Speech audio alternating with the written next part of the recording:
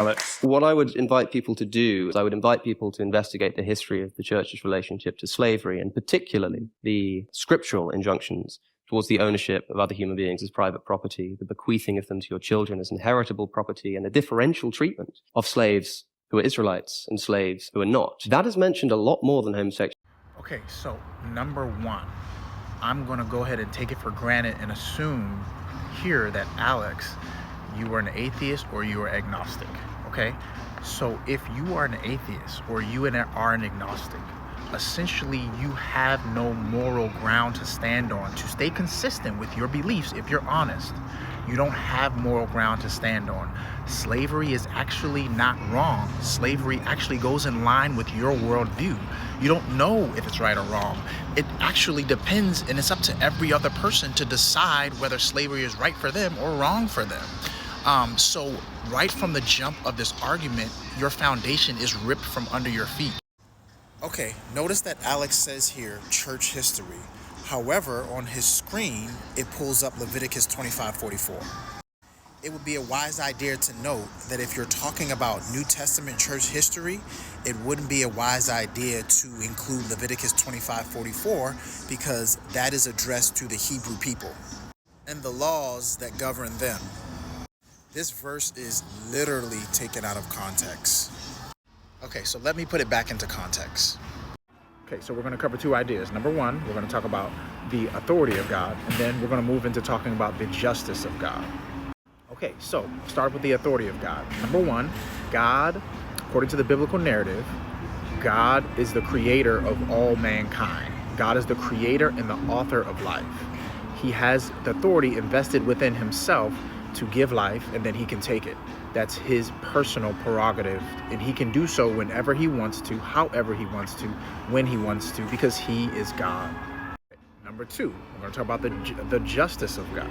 Okay, God has the authority which is invested within himself to administer justice to any human being at any time, whenever he would like, how he would like to do it, because again, he is God, and if mankind commits atrocities and sins against him, he has the right to administer justice however he would like to. Okay, so to understand the context of this situation in Leviticus chapter 25, you have to go back 5 chapters before to Leviticus chapter 20, read verses 1 through 24. There in those verses, you will see how God is describing the other nations around them and the atrocities and the sinful acts that they're committing against him. Okay, so in this chapter, it details and outlines what the other nations around Israel is actually doing. They're having sex with relatives. They're the same sex is having sex together. They're having sex with animals. And then they're also taking their children and burning them alive in fire. So God, in response, remember, he's God. He's the one in authority. If he wants to take their land and enslave them because of the choices and decisions that they're making and the atrocities and the sinful acts that they're committing against him, he has the authority to do that. If God would have killed those nations instead of enslaving them, I'm sure humans would have a problem with that. If God would have just let them go on killing each other, raping each other, having sex with each other, and putting their babies through the fire, I'm sure humans would have something to say about that, creating an impossible standard for God to live by.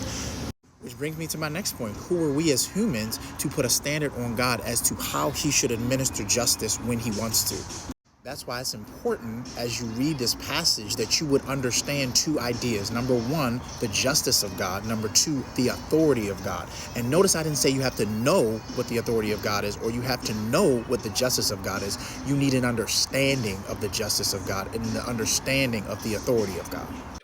In much more detail and with much more moral force. And so what I wanted to point out is that it's easy to say, well, it's just a fact. If God says this is wrong, then this is wrong. God said a similar thing of slavery, but I hope and trust that most people in this room would disagree with at least that. Yes, but Okay, so from listening to what Alex is saying, number one, what I get from that and what I'm perceiving is that what he's saying is God is morally corrupt and God doesn't really know what's right and what's wrong. It's a personal attack on the character and the nature of God. That to me sounds like the snake in Genesis chapter 2, where he tells Adam and Eve essentially God said not to eat of the fruit, but God doesn't know what he's talking about. Go ahead and eat of the fruit. God can't be trusted. Specifically, God can't be trusted to know what is right and what's wrong. You go ahead and decide that for yourself. Okay, so number one, what you have to understand about the biblical narrative is that the world is infested by sin.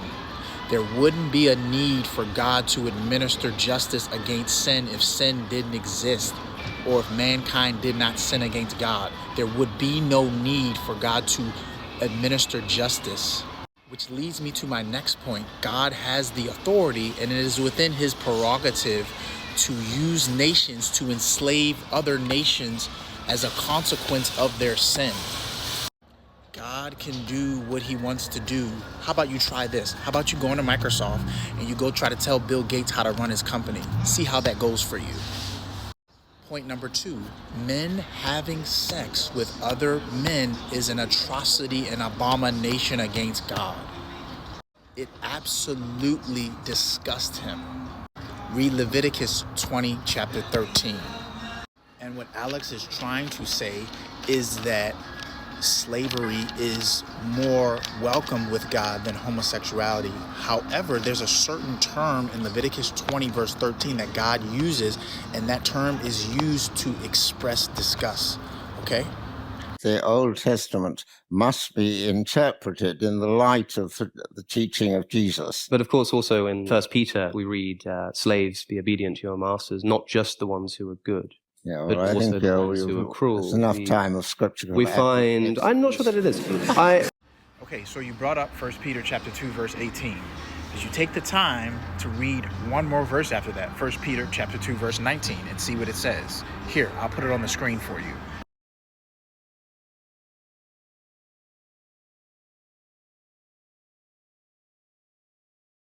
If you didn't get that, he said suffered wrongly. Now, within context with 1 Peter chapter 2, verse 18, we see here that Peter is saying that this is wrong, right? It's very clear. Okay, however, for time's sake, I don't have time to finish the rest of the video or commenting on the rest of the video. So if you think that I should or you want to see more, please let me know and I'll post another one. All right, thank you. Peace out, y'all.